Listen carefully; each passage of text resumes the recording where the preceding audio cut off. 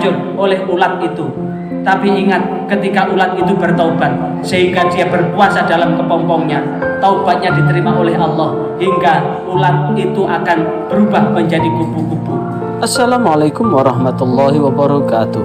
Salam jumpa dengan Suluh Berkah Channel. Kali ini adalah kegiatan jelang buka puasa bersama asatidah TPQ dari binaan BMK Tartil di TPQ Raudhatul Muttaqin untuk guru TPQ se-Kecamatan Candi. Sebelum Anda melanjutkan menonton channel ini, jangan lupa subscribe, like, dan komen untuk keberlanjutan dari tali silaturahim kita. Selamat menyaksikan.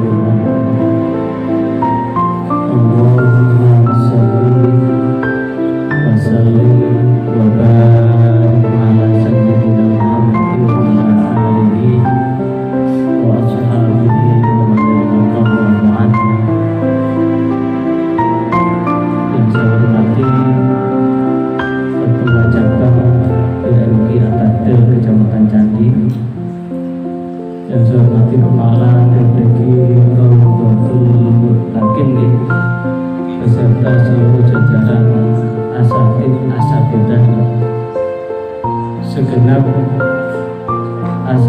asatidah yang ada di bawah binaan BMK Tartil yang hadir pada kesempatan ini, serta semua yang hadir yang tidak bisa saya sebut satu persatu.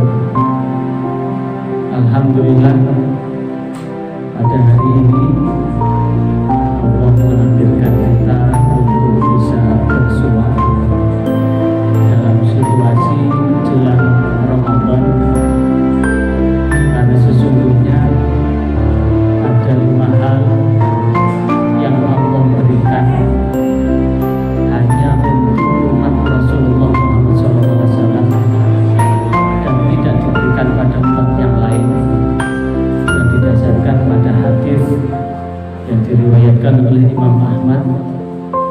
5 hal itu, yang pertama, bahwa bau mulut orang yang berpuasa itu lebih harum daripada minyak kasturi.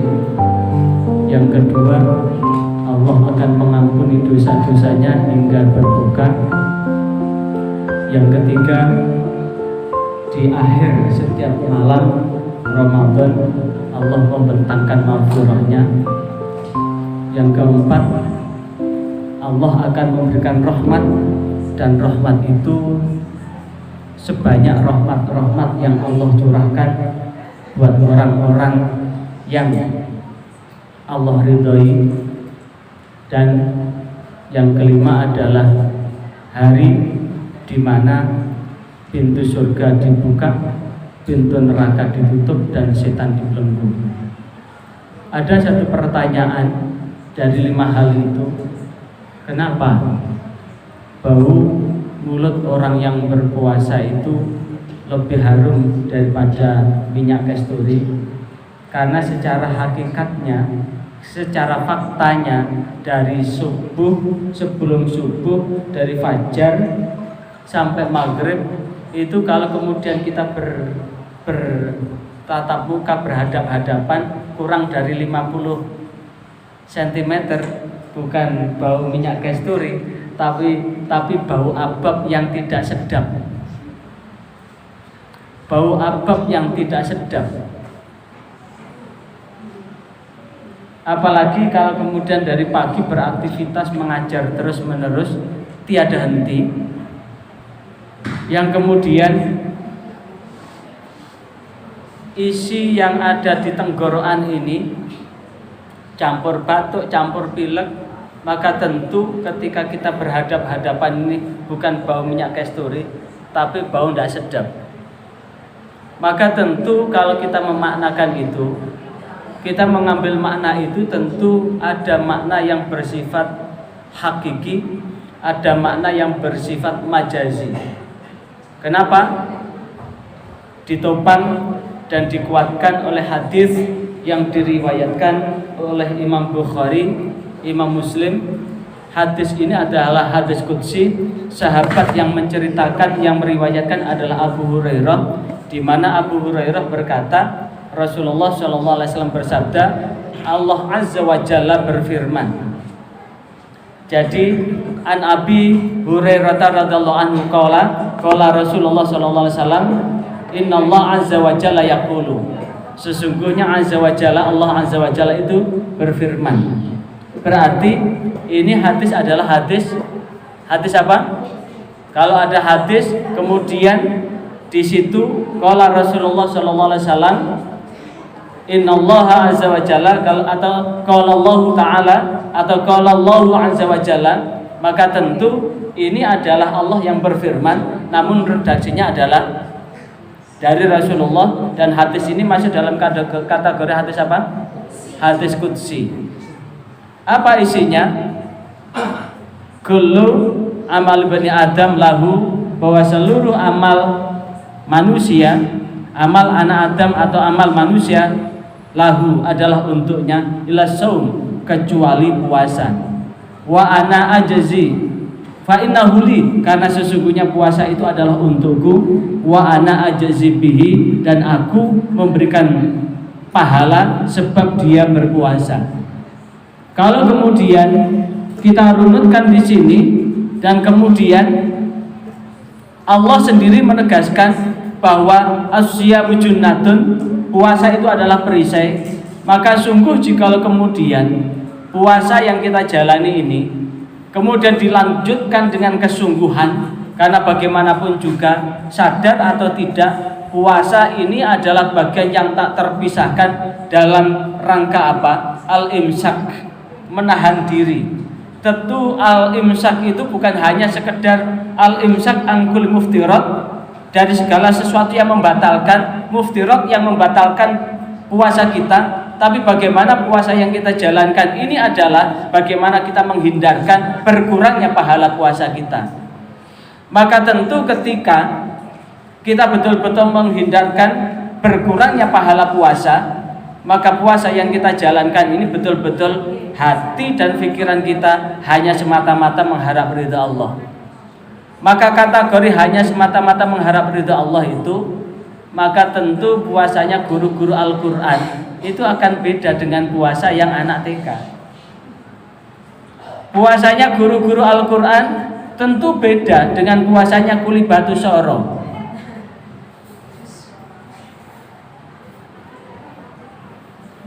Nah, disinilah yang kemudian rahasia wa ana ajzi bihi, dan akulah yang memberikan pahala bihi, sebab dia melaksanakan puasa itu. Dan kenapa Rasulullah, Allah menegaskan bahwa amal anak Adam, amal manusia seluruhnya adalah untuknya. Kata untuknya itu adalah seluruh amal ibadah itu bisa disifati, bisa dilihat. Tapi siapa yang tahu bahwa kita di antara kita puasa atau tidak? Tidak ada yang tahu. Apalagi di ustazah ini kan ada siklus rutin kan? Yang masih muda, yang usia jauh dari 50 tahun. Kalau Lolita sih sudah menopause. Lolita itu adalah lolos 50 tahun. Baik itu Deklita, Jelita maupun Lolita itu sudah mendekati, kalau Jelita jelang 50 tahun mungkin sudah menopause. Tapi kalau kemudian usianya masih 20, 30, mungkin yang hadir saat ini ada yang tidak puasa. Karena apa? Kalaupun tak puasa tidak boleh, karena apa? Sedang apa? Kedatangan bulan. Nah, tapi kita tidak bisa membedakan di antara kita ini yang puasa atau tidak bisa membedakan. Yang tadi habis makan 10 piring dengan belum nyangkan 1 piring pun tidak kelihatan. Saya ingin tanya, namanya siapa sayang ini sayang? Ini nih, sini ya itu. Sini nak. Duduk sini nak. Nah, namanya siapa nak? Hah? Iqbal puasa apa nak? Oh, enggak puasa, tapi kelihatannya puasa banget kan? Coba lihat, berdiri nak, berdiri, biar dilihat ustazah. Coba wajahnya melas banget kan? Seperti seharian enggak makan kan? Itu artinya bahwa Puasa itu tidak ada yang tahu bahwa di antara kita puasa atau tidak ada yang tahu. Dan itulah rahasia bahwa seluruh amal anak Adam adalah untuknya. Artinya amal ibadah kecuali puasa itu dapat dilihat. Syahadat itu harus ada saksinya, harus ada kalimatnya. Tidak bisa kemudian bilang-bilang dia sebetulnya jauh hari dia sudah non muslim, dia ngomong saya ini mu'alaf loh ya, saya ini sudah mu'alaf. Tapi itu tidak bisa kemudian dengan pengakuan saya ini sudah mu'alaf. Kalau kemudian pengakuan saya ini sudah mu'alaf, buktinya apa? Coba lihat KTP. Tentu di KTP kan ada agamanya. Agamanya apa? Tapi ini tidak cukup. Contoh sertifikat syahadahnya mana? Siapa yang mengikrar syahadahkan? Di mana tempatnya? Itu harus. Apalagi kalau kemudian sekarang ada berikrar syahadah hanya sekedar untuk syarat pernikahan. Kalau ikrar syahadah hanya untuk menikah saja, tidak sedikit yang habis syahadah begitu sudah menikah keyakinannya balik lagi. Bahkan bukan hanya itu, tapi juga bisa gendong indit. Tahu gendong indit? Bukan hanya yang bersangkutan kembali ke keyakinannya, tapi jikalau yang nikah, yang mu'alaf tadi adalah laki-laki, bisa juga ngajak istrinya. Kalau yang mu'alaf itu adalah perempuan, bisa ngajak suaminya. Kalau tidak bisa ngajak, anaknya. Kalau anaknya semuanya didapat, bisa dibagi dua. Bisa juga mengikat perjanjian. Kalau nanti lahir anak perempuan, keyakinannya ikut saya.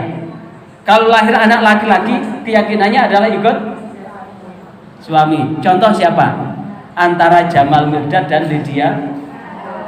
Kalau anak perempuan, keyakinannya ikut ibunya. Kalau anak laki-laki, keyakinannya ikut. Tapi Kenan Mirdad sekarang ikut ibunya. Nah, artinya apa? Syahadat bisa disaksikan. Yang kedua sholat. Ada azan, ada rokaatnya. Yang ketiga zakat. Ada wujud yang dizakati. Yang keempat haji. Bahkan haji ini kalau kemudian pamitannya lewat Facebook, lewat WA, bukan hanya satu kampung, satu dunia tahu bahwa seseorang itu akan berangkat. Tapi untuk puasa ini hanya yang bersangkutan dan Allah. Inilah yang kemudian yang menjadi penguat bahwa wa ana ajazibihi, dan akulah yang memberikan pahala sebab dia berpuasa. Berarti kategori puasa itu adalah ukuran kita berpuasa itu, dan pahala puasa itu akan menentukan berkaitan dengan kesungguhan kita puasa. Tinggal pilihannya, karena puasa itu bukan hanya syariat buat umat Islam aja. Kemarin saya duduk satu meja dengan pendeta, dengan pastor, dengan pendeta dari Hindu dan Buddha, dengan biksu untuk ngomong tentang iman. Ternyata dari apa yang kita uraikan menjelaskan tentang iman itu maknanya hampir sama. Iman itu hampir sama. Kalau di Islam apa itu iman? Tasdiqu fi qalbi wa iqraru bil lisan wa amalu bil arkan. Bahwa membenarkan bahwa Allah itu adalah zat yang wajib kita sembah. Kita benarkan di dalam hati Nabi Muhammad adalah utusan Allah, kita benarkan di dalam hati, kemudian diucapkan dengan lisan dengan dua kalimat syahadah. Tapi dua kalimat syahadah ini belum cukup jika tidak diwujudkan dengan melaksanakan syariat-syariatnya. Kemudian pastor menjelaskan apa itu iman. Iman itu adalah ibarat bangunan pondasi. Semakin dalam pondasi itu, semakin kuat bangunan. Berarti semakin dalam imannya, semakin kuat semakin kuat apa? Agamanya. Dalam dialog itu ada satu kata kunci yang muncul dari biksu Buddha, bahwa sesungguhnya puasa itu adalah kekayaan yang sangat berharga bagi bangsa negara di negara kita, karena puasa itu bukan hanya milik umat Islam, tapi kita semua ada namanya ibadah puasa. Di Kristen ada ibadah puasa, di Katolik itu ada ibadah puasa. Kalau di Kristen dan Katolik itu jelas, karena Kristen dan Katolik itu termasuk di antara agama samawi. Karena Nabi yang membawa adalah Nabi Isa alaihissalam, walaupun kemudian berubah menjadi Yesus Kristus. Tapi di Hindu itu juga ada puasa. Kata puasa itu sendiri terambil dari kata-kata dari Hindu, upawasa. Kalau di Islam asyam. Kalau di Buddha juga ada puasa, cuma paket puasanya beda. Puasanya orang Islam adalah menahan diri dari segala yang membatalkan puasa, dari terbitnya fajar sampai tenggelamnya matahari.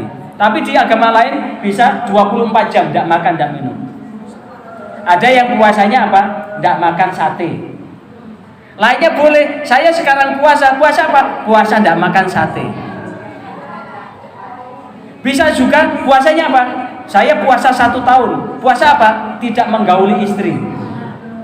Kuat. Kalau saya kuat karena sudah jadi kakek-kakek. Jadi untuk hidup butuh perjuangan. Artinya apa? Bahwa puasa ini adalah bagian terpenting dalam rangka itu. Tapi konsep di dalam Islam adalah asyamu junnatun. Puasa itu adalah benteng, perisai. Kenapa?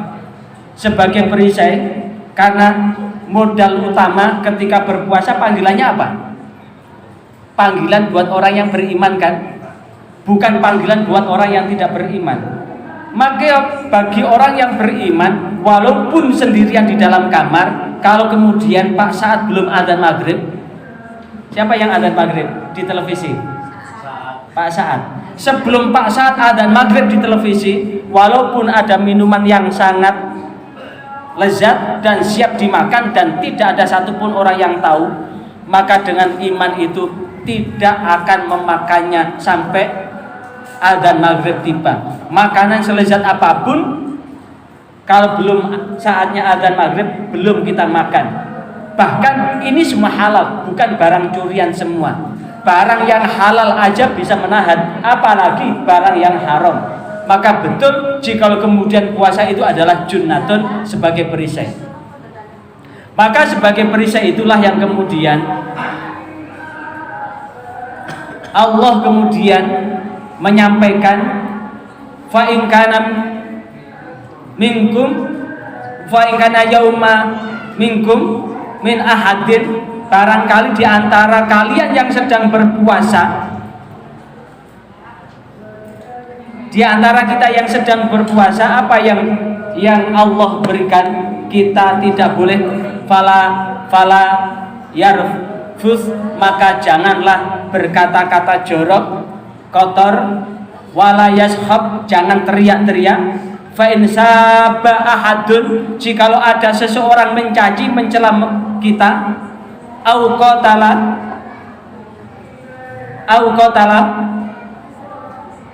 atau ngajak bertengkar, maka Allah memerintahkan falyakul, mongko becik ngucapo sira inni shaimun, sesungguhnya aku puasa. Nah, inilah kemudian rahasia bahwa orang yang berpuasa itu betul-betul menjaga lidahnya, menjaga lisannya. Lisan ini tidak akan dibuka, lisan ini tidak akan diungkapkan kecuali dengan kata-kata yang baik. Kata-kata yang baik inilah yang kemudian baunya lebih harum daripada bau minyak kasturi. Dan itulah yang kemudian akan menjadikan bahwa puasa kita ini akan menjadikan pintu surga terbuka lebar, pintu neraka tertutup rapat, dan setan terbelenggu. Tapi ingat, itu hanya buat orang yang berpuasa, bukan untuk orang yang tidak berpuasa. Kenapa? Karena orang yang tidak berpuasa sementara dia beriman dan kemudian dia betul-betul menolak itu, maka sungguh di dalam dirinya sudah bersekutu dengan namanya setan. Karena di dalam Sahih Bukhari, asy-syaitan yajri fi majri dam. Setan itu berjalan dalam aliran darah. Karena setan berjalan dalam aliran darah, maka orang yang beriman kemudian meninggalkan puasa dengan sengaja, maka imannya sudah hancur, hancurnya itu sudah dihancurkan setan, maka dirinya sudah berubah menjadi setan. Sehingga setan tidak terbelenggu lagi, karena setan itu hanya terbelenggu buat orang-orang yang patuh atas perintah Allah. Dan ini pula yang menjadi rahasia, bahwa tinggal pilihannya, bahwa puasa itu bukan hanya puasanya manusia, tapi hewan pun berpuasa. Tapi sekali lagi, hewan berpuasa itu juga ada yang hanya sekedar kebiasaan, tapi ada yang ingin naik derajat. Apa itu? Antara ular dan ulat. Kalau ular, ketika kulitnya sudah mulai keras, maka dia butuh berganti kulit. Untuk berganti kulit dia harus berpuasa. Kalau tidak berpuasa, tidak pernah tergantikan kulitnya. Dia berpuasa, setelah berpuasa sekian lama, maka pelan-pelan namun pasti kulit yang kasar itu sudah mengelupas. Setelah mengelupas, jadilah kulit baru sehingga lembut kembali. Ketika kulit ular ini sudah kasar, dia berjalan pun mengalami kesakitan. Supaya tidak kesakitan, dia berpuasa sehingga berganti kulit. Tapi ingat, puasanya ular yang asalnya nyokotan tetap nyokotan. Sing asalnya mangan tikus tetap mangan tikus, tidak pernah berubah antara sebelum dan sesudah puasa. Tapi bagaimana dengan ulat ketika berpuasa? Ulat itu salah satu binatang yang sangat menjijikkan, kemana-mana selalu bikin gatel. Bukan hatinya yang gatel, tapi kulit bikin gatel. Kalau panjenengan demek ulat, apalagi ular serit, gatalnya sampai sekujur tubuh. Barangkali di antara kita yang bikin gatal hati orang lain seperti ular, seperti ular, seperti ulat. Yang ulat itu kalau masih maksiat-maksiatnya suka merusak tanaman. Kalau kemudian dia ada di bunga hancur. Kalau ada di mangga hancur. Kalau ada di pohon hancur oleh ulat itu. Tapi ingat, ketika ulat itu bertaubat sehingga dia berpuasa dalam kepompongnya, taubatnya diterima oleh Allah, hingga ulat itu akan berubah menjadi kupu-kupu. Perbedaan bak bumi dengan langit, dari sesuatu yang menjijikkan, yang membuat orang tidak senang, tapi ketika menjadi kupu-kupu, tidak satupun yang tidak suka. Senang kupu-kupu apa enggak, nak? Kupu-kupu, kupu. Gak seneng kupu-kupu. Ini termasuk salah satu saja. Tapi orang dengan kupu-kupu itu banyak yang suka. Saking sukanya kupu-kupu itu sampai dimasukkan figura, diawetkan untuk ditempelkan di dinding. Saking bagusnya kupu-kupu itu. Dan kupu-kupu itu hanya makan madu. Walaupun ibu-ibu tidak pernah ada yang mau dimadu. Tapi kupu-kupu itu hanya makan sari bunga dan makan madu aja, tidak merusakkan. Kalaupun toh hinggap, tidak sampai menjatuhkan apalagi merusak. Dan itulah yang kemudian, jikalau bau mulut kita ini lebih harum dari bau minyak kasturi, tentu kita akan ada revolusi mental pasca Ramadan itu. Dan itu hal penting buat panjenengan para ustadzah untuk membimbing santri agar nanti santri kita betul-betul menjadi anak yang solih, anak yang dibanggakan orang tuanya. Dan satu hal titipan saya untuk anak-anak yang sudah marhalah menjelang wisuda, dipelajari untuk jadi apa? Jadi bilal. Dipelajari untuk jadi bilal agar apa? Masjid langgar musola nanti tidak kehabisan kader. Karena banyak langgar masjid musola yang kehabisan kader. Karena apa? begitu sudah tua, begitu sudah tidak mau. Jadi kadernya ada di santri TPG untuk diajari jadi Bilal waktu Ramadan begini, diajari jadi muadzin untuk mengisi masjid-masjid kita. Ketika santri kita dengan suara yang khas ke anak-anaknya, adanya begitu merdu, ketika jadi Bilal begitu membahana, maka ini akan menjadi kebanggaan buat Taman Pendidikan Al-Quran itu. Juga akan menjadi iklan. Apa itu iklan? Menjadi publikasi, menjadi promosi buat TPG itu. Kalau begitu titipkan aja di TPG itu, contohnya TPG Raudhatul Muttaqin yang dekat dengan Masjid Raudhatul Muttaqin, dan anak-anaknya sangat didengar suaranya dengan adanya, maka tentu orang-orang akan, wah, titipkan aja di TPG Raudhatul Muttaqin, gurunya juga bagus, santrinya juga bagus. Maka promosi itu dilihatkan dari apa? Dilihatkan dari kualitas santrinya yang akan lulus. Dan alhamdulillah untuk skala nasional sudah ada namanya uji kompetensi. Ketua kita kemarin ikut 3 hari untuk sertifikasi profesi. Karena untuk sekarang sudah ada namanya LSP, Lembaga Sertifikasi Profesi Guru TPG, yang ada di bawah naungan BNSP, Badan Nasional Standarisasi Profesi. Dan sudah ada ukuran-ukuran, dan insya Allah bimbingan yang ada di BMG Atartil ini sudah memenuhi standar itu. Tinggal ketika diuji kapanpun, insya Allah siap ya dengan ukuran yang ada. Tinggal nanti level 1, level 2, level 3, level 4, level 5, level 6, level 7, level 8, kayak mie gacuan, ada level-levelnya. Karena itu sebentar lagi Pak Saad akan mengumandangkan adzan maghrib.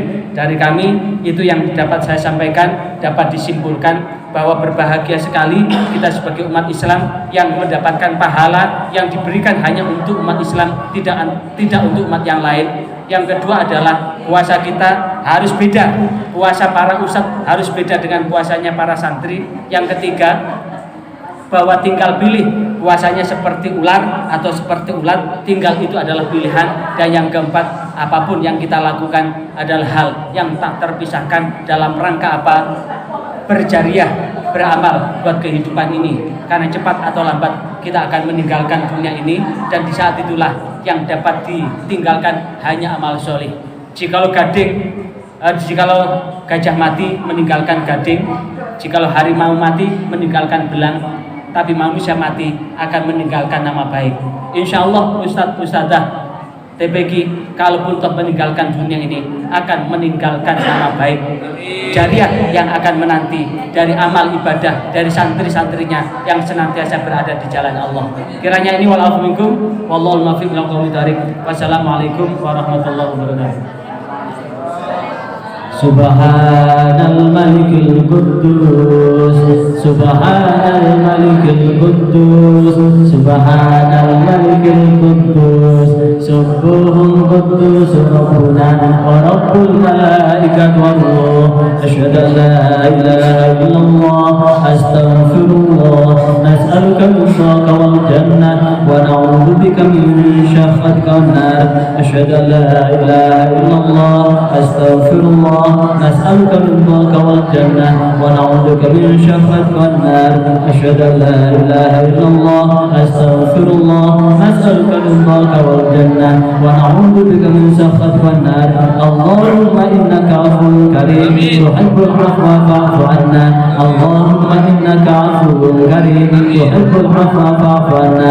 Allahumma innaka 'afuwwun karim tuhibbul 'afwa fa'fu 'anna ya karim. Allahumma inna nas'aluka imanan da'iman wa nas'aluka qalban khashi'an wa nas'aluka dinan qayyiman wa nas'aluka khairan katsiran wa nas'aluka afwa wal afiyah wa nas'aluka tamamal afiyah wa nas'aluka syukran alal afiyah wa nas'aluka al-ghina 'an nas. Allahumma rabbana taqabbal minna wudu'ana wa salatana wa siyamana wa qiyamana wa qu'udana wa tadarru'ana wa takhashu'ana wa ta'abbudana wa tammin taqsirana ya Allah bi rahmatika ya arhamar rahimin. Sekian yang dapat